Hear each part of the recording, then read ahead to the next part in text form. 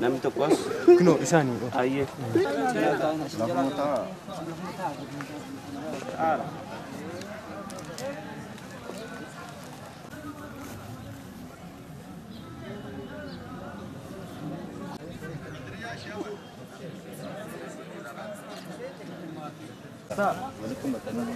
nam tokkollee as ta'a akkasuma koota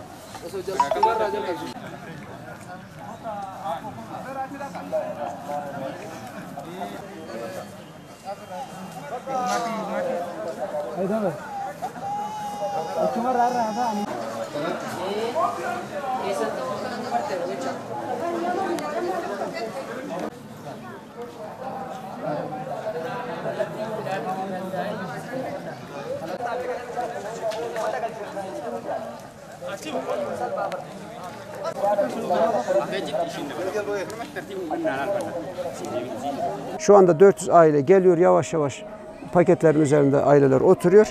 Tek tek gıda paketlerini alıp gidecekler. Gıda paketlerinde ne var? Sıvı yağ var, tereyağı gibi bir şey var, makarna var, un var. Mutfakta ihtiyaç duyulan, burada en çok tüketilen malzemelerden biz gıda paketlerimizi oluşturduk. İnşallah hayırlarımız, çalışmalarımız devam edecektir. Bugün burada gıda paketleri vererek yüzlerce, 400 haneye, belki bu 400 hanede binlerce insanın kursağından bir yemek geçecek ve biz binlerce insanın duasına ortak olacağız inşallah.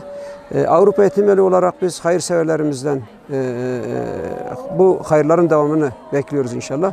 Rabbim kendilerinden razı olsun. Kendilerine çok teşekkür ediyoruz. Özellikle bu kardeşlere de çok teşekkür ediyoruz. Burada bu ortamı bize oluşturdukları için. Şimdilik Afrika, Etiyopya'dan selamlar.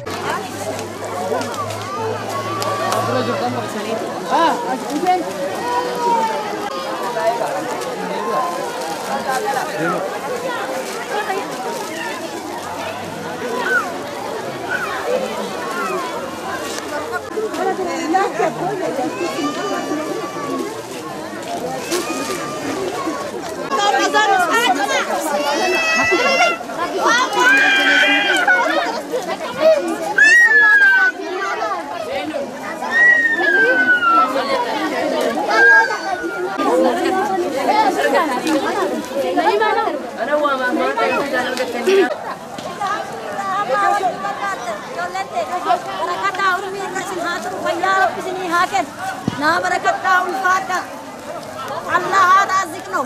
Elhamdülillahi Rabbil alemin.